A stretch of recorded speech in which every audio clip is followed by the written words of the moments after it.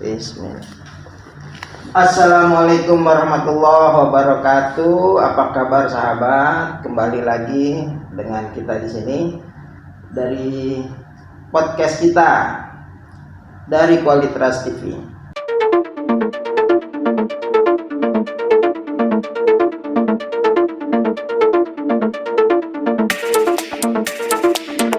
Sahabat, hari ini saya sangat gembira luar biasa karena kita kedatangan seorang tamu yang luar biasa, yaitu seorang CEO dari perusahaan yang besar, membawahi beberapa perusahaan sampai semua.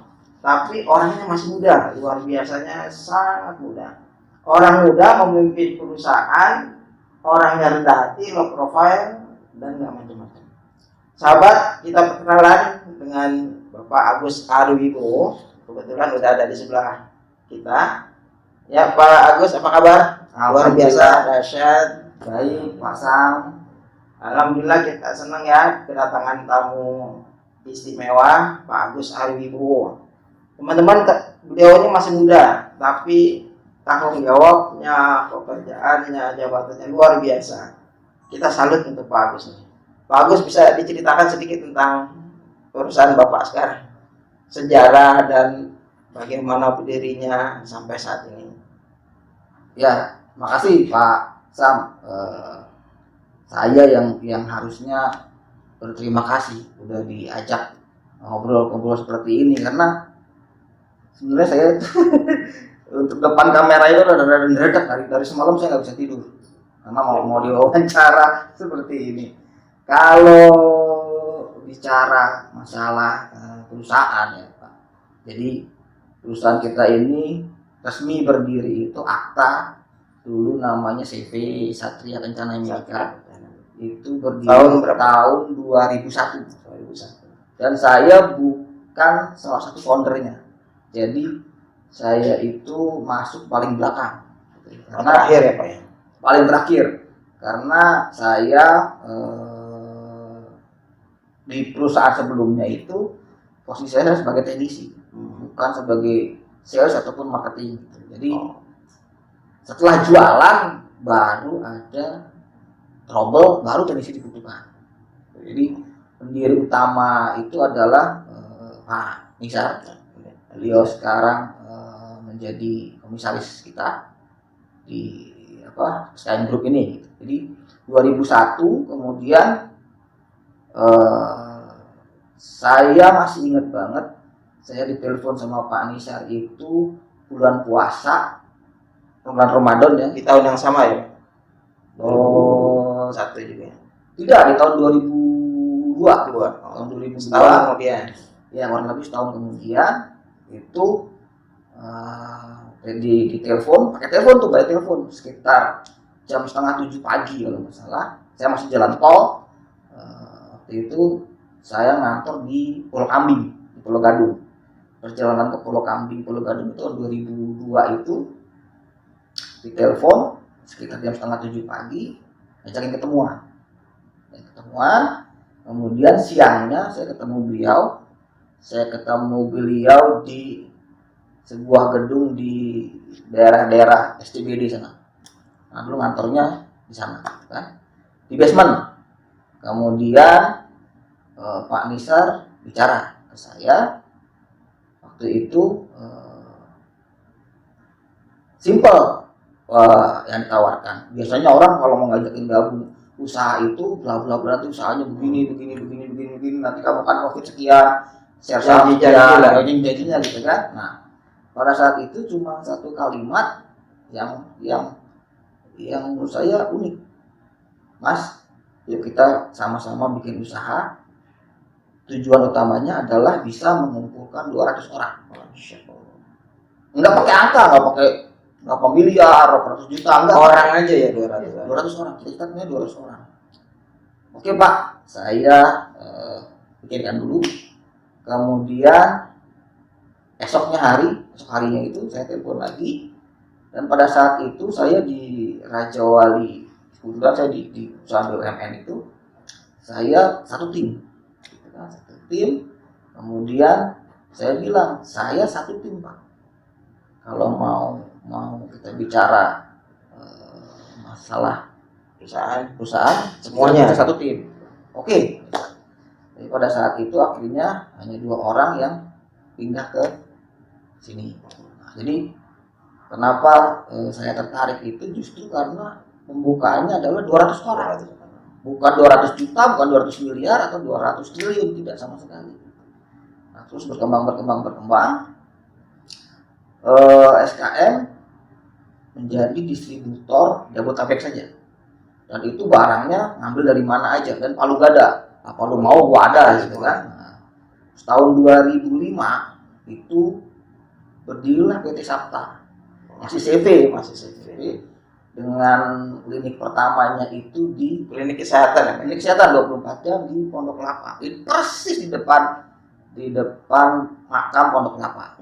Nah, nggak tahu ruko itu mungkin karena nggak ada yang mau di depan kuburan atau apa gitu kan, akhirnya menjadi rezeki kita. Dan itu terus berkembang sampai hari ini masih berada di Masih Pondok berjalan. Kelapa, ya, Pondok Kelapa. Terus yang kedua adalah PT yang bergerak di impor. Sebenarnya bukan impor tapi mengelola produk. Sekarang PT itu udah almarhum. Nah, terus berkembang sampai hari ini menjadi sebuah holding company. Dengan Berapa perusahaan? sekarang ini yang dalam holding itu 5 perusahaan. 5 perusahaan. Dengan salah satunya adalah holding. Sebenarnya kalau dibilang luar biasa juga enggak juga, karena kita mengalir saja dan kita berusaha semaksimal mungkin apa yang kita bisa usahakan. Dan kalau bicara hari ini kita nggak bisa lepas bicara dari yang awal dulu. Jadi selepas SMP,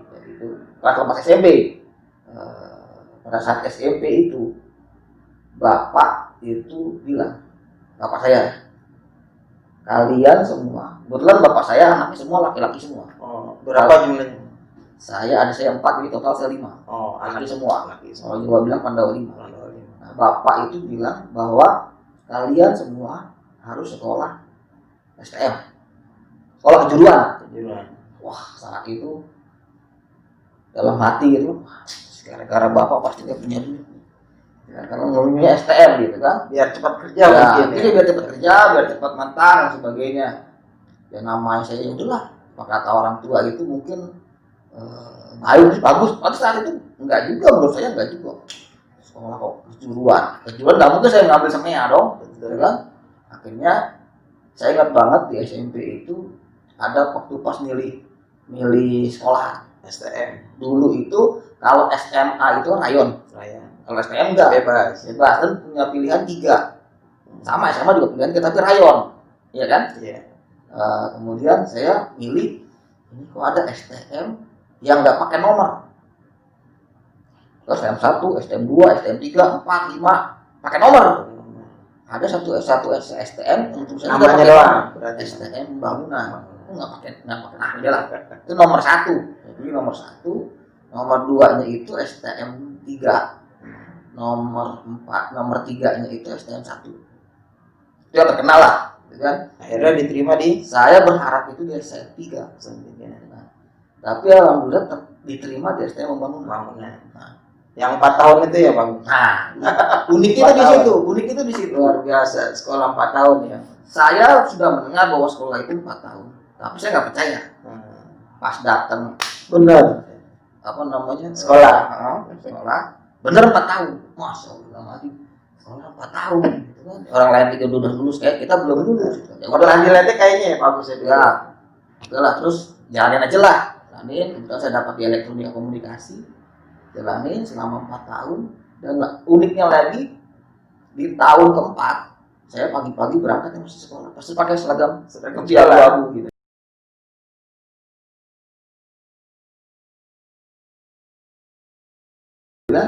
Kebetulan ketemu sama temen waktu itu satu kelas satu bangku, kan Pak Sam kenal namanya Amsor kenal saya. Amsor. Nah, ketemu di bis mau ke Senen. Karena dia rumahnya di Poncol. Ketemu gua, lu masih sekolah Gus? Iya Sar, Amsar namanya. Iya Sar. Nah, terus dia selamat naik bis gitu diceramain. Iya, lu tuh makanya bandel dulu aja SMP, gitu kan? setelah SMP jangan bandel. Nih kayak gua udah lulus. Diceramahin udah ya? kerja dia gitu. Iya, Sar. Ya, iya nih. Kenapa lu belum lulus? Ya biasalah, Sar. Disangkanya nggak lulus. Disangkanya belum lulus, masih ngulang gitu ya. Masya Allah. Terus kemudian 4 tahun setelah kebetulan gua diterima di BUMN itu pun tidak referensi. niat. Tidak niat. Karena BUMN itu dulu ada divisi namanya Boehringer Ingelheim, perusahaan Jerman, tapi divisi perusahaan BUMN itu butuh teknisi. Diambillah dari sekolah STM itu tes 10 orang. Dan saya orang penggenap ke-10. Orang penggenap ke-10. Emang rezekinya di situ. Enggak tahu juga gitu kan. Nah, terus saya ikut tes dan alhamdulillah dari 10 itu yang diterima cuma saya. Nah, dah dijalanin lagi.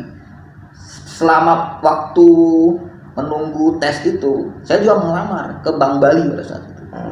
Diterima juga. Masya Allah. Dan dalam seumur hidup saya apply lamaran itu cuma satu. Saya nggak pakai yang Raja Oli nggak pakai lamaran.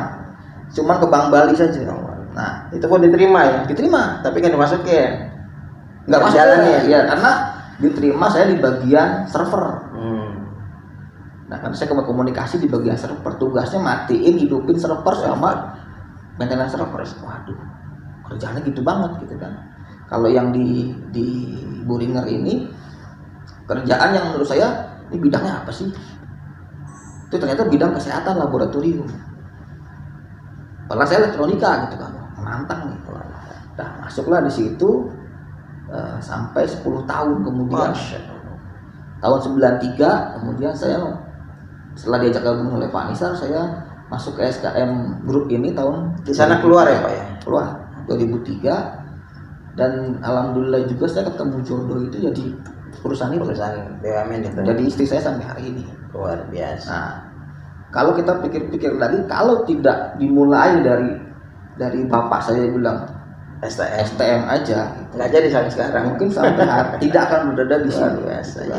Mungkin jalan lain ceritanya, tapi itulah perjalanan hidup gitu ya, perjalanan hidup dan total saya berkecimpung di dunia diagnostik. Kita sebutnya dunia diagnostik itu dari 93 sampai hari ini berarti 27 tahun. Masya Allah, luar biasa. Sebentar Pak Agus, buat para sahabat nih, Pak Agus saya kasih info dari dulu teman-teman sahabat semua, dia juara kelas. Saya pernah satu kelas itu pusing ngejar angka beliau, luar biasa. Beliau sangat ngotot, sangat perfect, sangat mencari kesempurnaan, nilai 10 terus matematika ya Pak, luar biasa. Makanya nggak heran beliau sangat gigih dalam bekerja. Sahabat semua, buat Pak Amsor nih, sorry itu sih Pak Amsor nih, Pak Agus ada di sini sekarang menceritakan Anda yang dulu satu bis dengan Pak Amsor. Sorry ya Pak Amsor ya. Lanjut deh Pak Agus. Tadi sebagai CEO berapa PT tadi Pak yang di bawah sih? Sekarang dari Bapak nih secara holding ada 5 PT. Ada 5 PT. Kita membina lagi ada 4 PT. Ada 4. Jadi 9 PT yang di bawah naungan Pak Agus, luar biasa. Masya Allah, tanggung jawabnya sangat besar sekali dan income-nya juga sangat besar sekali sahabat semua. Nanti kita kulik lagi semua. Nah, karyawan sekarang ada berapa Pak Gus? Total semua holding. Total karyawan. Dari awal berapa, sekarang berapa? Awal itu 2001 itu cuma 1. Masya Allah. Cuma satu. Masih hidup apa enggak sekarang? Masih hidup. Karyawan siapa namanya? Adalah Pak Agus Semedi. Pak Agus Semedi. Itu juga salah satu sahabat. Masih ada sampai sekarang. Beliau Pak Nisar, Pak Agus itu adalah boleh dibilang sudah soulmate lah ya, udah kayak saudara ya. Sudah seperti kakak saya, saudara saya. Masya Allah. Dan apa ya, bukan cuma sekedar teman. Sampai hari ini alhamdulillah kita masih ada keterikatan batin ya Pak. Alhamdulillah sampai hari ini saling memberi, saling mengisi, dan bersama sudah 20 tahun depan, insya Allah 20 tahun kita akan masuk 2 dekade. Mudah-mudahan kita masih bisa terus berjalan. Amin.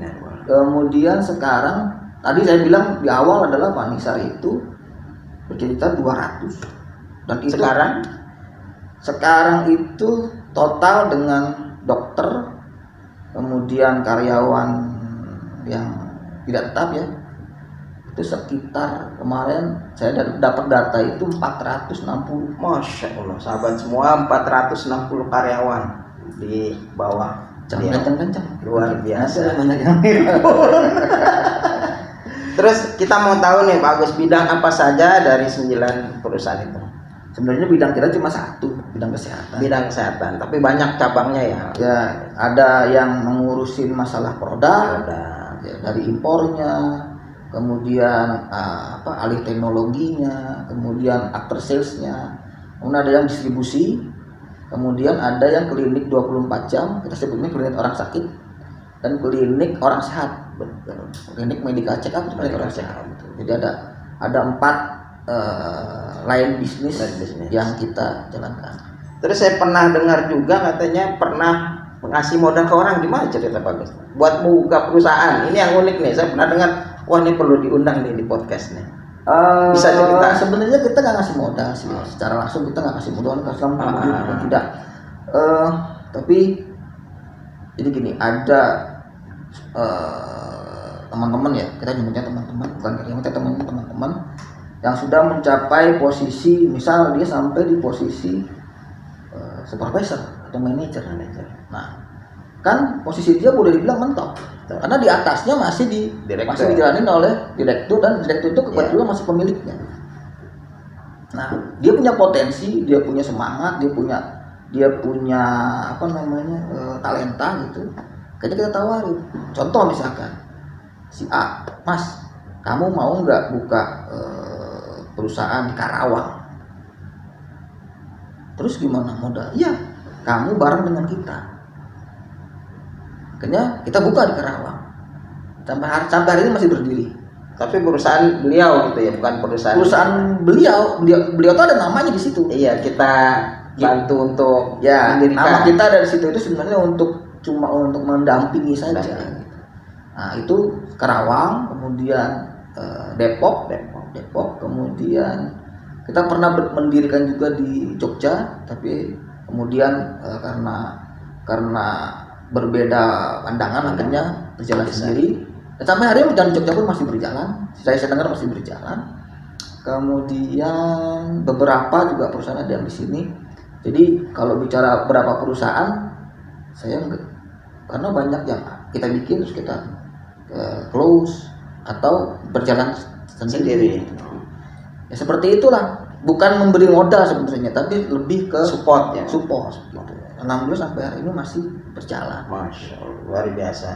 Jadi termasuk juga ini dulu teman-teman yang Sabta, Cakra itu adalah customer kita. Oh, yang sampai sekarang masih berdiri nih Sabta. Mereka adalah customer yang luar biasa. Pak Robi itu customer yang luar biasa. Dokter Pras itu juga sahabat-sahabat yang luar biasa. Pak Giono. Sekarang udah buka Sabta dan Cakra ya Pak? Iya, Sabta dan Cakra, dan luar biasa pencapaiannya. Jadi kalau Pak Sam bilang saya hebat, saya tidak hebat. Hebat mereka gitu. Sinergi Pak ya. Terus kita mau tahu visi misi nih Pak. Ini udah sebesar ini, terus mau dikemanain gitu. Visi misinya apa sebetulnya sih? Ujungnya itu kan kita ada visi misi nih Pak. Ya, kalau visi misi secara detail bisnis panjang lah ya. Tapi kita secara umumnya, secara umum aja, kita ingin perusahaan ini bisa hidup sampai ratusan tahun. Masya Allah. Karena amin, kita ini bukan keluarga, tidak ada yang keluarga. Saya bukan saudaranya Pak Nisar, saya bukan saudaranya Pak Robi, bukan. Tapi kita mempunyai dan menjunjung tinggi kekeluargaan yang tinggi. Nah, bagaimana untuk bisa menjadi ratusan tahun? Ya kita harus bisa profesional. Nah, kita sedang menjalani proses itu. Sekarang ini kita menjalani proses itu dan sudah dimulai dari tahun 2015. Kapan selesainya? Ya, saya belum tahu. Mungkin 10 tahun lagi, 5 tahun lagi, atau 20 tahun lagi, tergantung layer-layer di bawah kita ini siap tidak menerima tongkat estafet. Dan ini regenerasi Pak. Regenerasi. Kemudian visinya adalah membuat perusahaan ini adalah seprofesional mungkin dan akan diwarisi oleh mungkin teman-teman yang sekarang ini jadi marketing, bisa jadi suatu saat nanti jadi pucuk pimpinan menggantikan saya atau menggantikan Pak Nisa atau jadi bukan perusahaan keluarga ya Pak, Bukan. perusahaan benar-benar betul. pure Kita tidak profesional. mendesain anak-anak kita itu untuk berada duduk di sini, tidak mendesain. Biarlah mereka mempunyai mimpi Hidupnya sendiri, masing-masing, ya, ya. hidup sendiri. Lah kalau juga misalkan ternyata Allah menentukan bahwa hidupnya ada di lingkungan ini pun, Ya udah. tetap dia harus profesional. Harus profesional. Gitu. Jadi Jadi nggak ada KTBLC, nggak ada referensi, nggak ada itu semua. Sahabat, itulah tipsnya sahabat. Tidak ada KTBLC, macam-macam referensi yang gitu nggak ada. Semua profesional, luar biasa. Nah, strategi jadi PT sampai 9 itu apa sebetulnya Pak? sebenarnya niat kita cuma satu, sharing happiness. Sharing kebahagiaan. Berbagi kebahagiaan, sharing happiness, supaya ya apa yang kita rasakan itu bisa juga dirasakan, walaupun bukan cuma happinessnya aja. Kalau bikin perusahaan kan bukan cuma happinessnya aja, sakruwatnya juga di sharing gitu. Permasalahannya. Iya, gitu. Tapi kebahagiaan itu akan muncul manakala kita bisa apa ya, menyelesaikan suatu masalah. Biasanya gitu kan. Biasanya gitu. Dibanding cuma bikin satu perusahaan dipegang sendiri, gaji gede-gedean, ini malah nggak profesional, malah nggak berbagi Pak. Jadi banyak perusahaan yang Ya, sharing kalau happiness. kita ketemu sama orang, terutama sama orang bank, ya orang bank bingung. Iya, Kenapa sih makanya. banyak banget? Saya juga bingung Pak, ini banyak Mas nggak ngapain bawahnya Pak. bikin bank gitu. Tapi kita senang. Sharing happiness Kita Pak. senang membuat orang lain senang. Kuncinya, betul. Jadi dari 9 itu ada direktur-direktur yang di bawah Pak Agus nih. Pak Agus CEO dari direktur-direktur semua perusahaannya, luar biasa sahabat. Nah, ini tadi udah jawab mengapa dibuat beberapa PT sharing happiness sahabat semua. Nah, rencana ke depan yang PT 9 ini gimana Pak? Mau dilebur satu holding apa malah ditambah 14 apa 15 apa gimana? Sekarang kita sedang pembenahan. Pembenahan. Jadi nanti yang resmi dalam holding itu hanya 5 PT. Oh, malah di merger Ya, jadi 5. harus disempitkan Dirapikan. dulu, dirapikan dulu gitu. Karena kalau menata banyak itu susah daripada menata sedikit gitu. Dari 4 PT anak usaha dan 1 PT holding ini kita akan bentuk profesional dulu. Setelah profesional ini mau berkembang, mau jadi ratusan, mau jadi puluhan, itu sudah bukan menjadi apa ya, concern kita. Biarlah masa yang menentukan itu, waktu yang menentukan itu. Mungkin aja nanti mungkin direkturnya bukan saya, komandannya bukan saya, tapi misal yang X-nya Garuda Indonesia atau mana kita nggak tahu gitu. Atau malah hire gitu ya Pak ya. Iya, atau mungkin malah ini di zaman globalisasi seperti sekarang ini kan perusahaan luar bisa berdiri di sini. Mungkin ini kan akan jadi perusahaan luar, bukan juga kita mungkin. Tapi sampai saat ini kita masih happy dengan 100% Indonesia. Jadi semua masih lokal ya Pak ya, nggak ada Masih yang lokal. asing. Tidak ada asing sama Tidak ada sekali. asing, luar biasa sobat-sobat. Nah, yang belum kesampaian apa nih Pak? Dari pendirian PT udah banyak sekali, dari visi misinya juga sharing happiness. Yang belum kesampaian bagus, yang pengen nih PT-nya bikin ini gitu.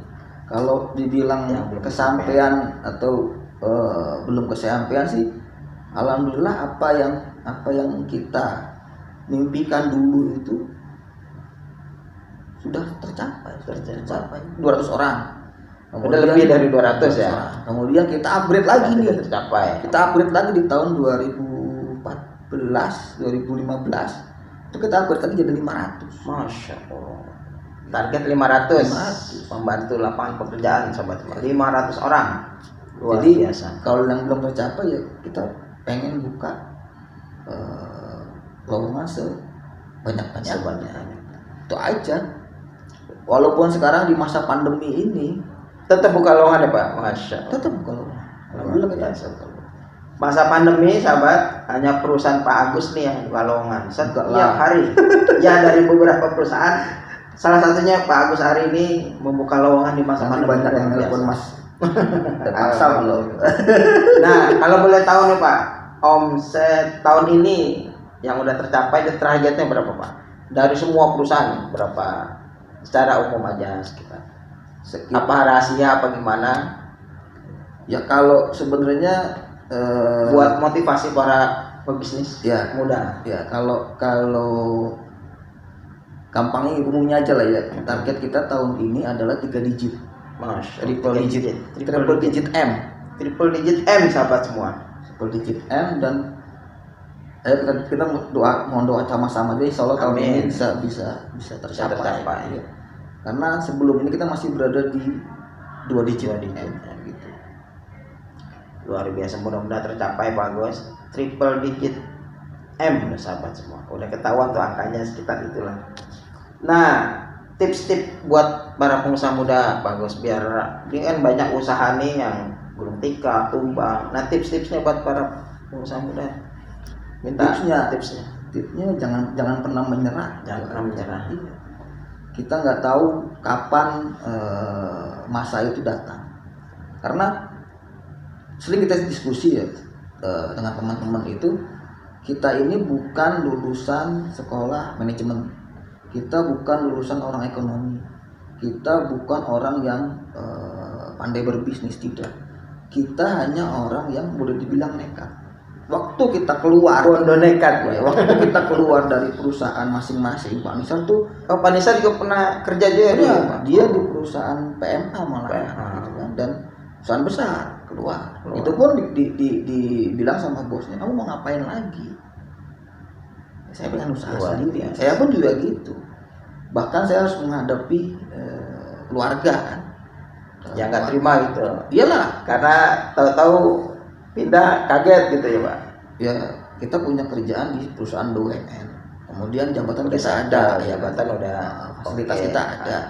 Kemudian kita memulai lagi dari nol. Diskusi sama istri, saya cuma bilang akhirnya gak usah khawatir. Saya tahu tugas dan kewajiban saya sebagai suami gitu kan. Ibarat kata ini pun tidak berhasil. Pertama, umur saya masih muda. Kalau kita mulai di tahun 2003, berarti umur saya saat itu baru 30. Ya kan? Kemudian kalau tidak berhasil, umur saya masih muda. Yang kedua, saya punya keahlian. Saya punya keahlian, punya skill. Ibarat kita nggak dapat pekerjaan lagi, saya buka servis TV, servis radio masih bisa, gitu kan? Yes. Kemudian itu pun nggak laku, saya masih bisa butir. Saya jadi supir taksi pun masih bisa, gitu kan? Dan alhamdulillah istri saya tenang di situ. Dah, kita menjalankan fungsi masing-masing sebagai istri dan sebagai suami. Saya jalankan itu, ya boleh dibilang kita perjuangan itu selama 2-3 tahun. Masya Allah. Sampai kemudian Sabta berdiri dan lain sebagainya. Terus berjalan sampai hari ini tetap kita sebenarnya masih berjuang. Berjuang untuk apa? Untuk mempersiapkan mental kita. Buat pensiun apa gimana Pak? Ya bahasa gampangnya sih pensiun. Tapi sebagai seorang meninggalkan generasi maksudnya, mempersiapkan. Ya, seorang yang punya usaha tuh nggak ada pensiun. Pensiunnya adalah innalillahi. Itu baru bisa pensiun gitu kan. Dan tapi bagaimana ini kita bisa berjalan tanpa harus kita yang nyetir, tanpa kita yang nyetir. Ada regenerasi. Iya. Dan itu mentalnya luar biasa. Sampai ada persiapan gitu. Buat yang di luar gitu, wah enak lah. Semua udah ada terus enggak, belum tentu. Sama aja. Ada masalah juga ya Pak. Iya. Nah, sekarang misal contoh gampang gini, basic saya ini teknisi, saya ini teknisi. Dan sekarang saya tidak lagi menangani keilmuan saya. Kadang-kadang saya lihat teknisi ngerjain alat tuh saya kepengennya ngerjain. Atau ada alat rusak di sana, kepengennya saya yang benerin. Tapi ya kita harus legowo bahwa yang muda-muda ini harus jalan. Nah itu mentalnya harus kuat, mentalnya harus siap. Tidak terus enak lah, tinggal langkang kaki enggak sama sekali. Sama aja kalau orang Jawa bilang mah Sawang Sinawang. Sawang. Gitu, Pak. Nah, tadi cerita tentang istri, anak, sahabat kita mau tahu nih istrinya berapa, anaknya berapa, Pak? Istri saya alhamdulillah Satu. dan insya Allah sampai akhir pun satu. Insya Allah setia sahabat semua. Uang banyak, jabatan oke, istrinya satu. Contoh sahabat. Nah, anaknya berapa? Anak saya 3. Anaknya 3, cowok, cewek? Cowok semua juga. Cowok semua, anak 3 cowok semua sahabat semua. Dan nggak ada yang di perusahaan ini ya Pak? Nggak ada ya. Semua punya bisnis sendiri sahabat. Ya anak saya yang besar baru lulus kuliah ya, dan dia punya jalan hidup sendiri. Yang nomor 2 masih kuliah juga punya cita-cita sendiri. Jadi yang nomor 3 masih kecil, masih 8-9 tahun. 8 tahunan. Enggak ada ini anak buat ke bapaknya apa gitu, enggak juga sih. Buat join ke perusahaan apa gimana, Mbak? Enggak sih. Enggak ya. Dan mereka punya cita-cita sendiri, mereka punya mimpi sendiri. Anak saya yang gede itu cita-citanya malah pengen kerja di lepas pantai. Masya. Karena lulusan perminyakan. Biar aja. Ya itulah sahabat obrolan kita dengan CEO SKM Group Bapak Agus Ariwibowo. Mudah-mudahan ada manfaatnya. Pak Agus, ada pesan-pesan buat sahabat semua? Sebelum kita kalau closing. pesan-pesan kayaknya sih sudah tadi kita bicarakan lah ya. Intinya adalah kalau kita hidup itu berani hidup. Hadapi tantangan. Jangan takut Jangan untuk hidup. takut. Kalau saya menasihati anak saya sendiri pun seperti itu. Kamu harus berani hidup. Kamu mau kerja apapun gak ada masalah buat saya. Asal sesuai dengan ajaran yang sudah diajarkan dalam agama dan sebagainya. Dan satu, jangan pernah takut terhadap hidup. Beranilah untuk hidup. Apapun kita ditakdirkan untuk hidupnya pas-pasan, pasti ada hikmah baik di situ. Mungkin nanti kita paling depan di hisabnya, dan kita diberikan kecukupan, diberikan rezeki juga, kita harus waspada. Ada apa di balik itu? Ada sesuatu hikmahnya. Iya, karena kita nggak tahu nanti itu kan menjadi manfaat untuk kita atau tidak, atau malah menjadi beban untuk kita. Karena hidup itu cuma sekali. Hidup sekali, nggak ada pengulangannya lagi sahabat. Manfaatkan sebaik-baiknya, dan hidup adalah perjuangan. Jangan takut untuk mencoba, jangan takut untuk berusaha. Ada lagi Pak Agus? Sebelum kita closing. Mungkin itu aja, dan ini kali pertama saya diwawancarai seperti ini. Amin. Mudah-mudahan tayangan ini disukai para sahabat semua. Ambil hikmahnya, ambil positifnya, buang yang negatif. Mudah-mudahan sahabat terinspirasi. Nanti kita akan menghadirkan tokoh-tokoh yang lain. Luar biasa hari ini sahabat semua. Bapak Agus Ariwibowo sudah mau menyempatkan kita ajak podcast di sini. Terima kasih Pak Agus. Luar biasa dasar. Oke sahabat, begitu saja podcast kita kali ini. Billahi taufiq wal hidayah. Wassalamualaikum warahmatullahi wabarakatuh.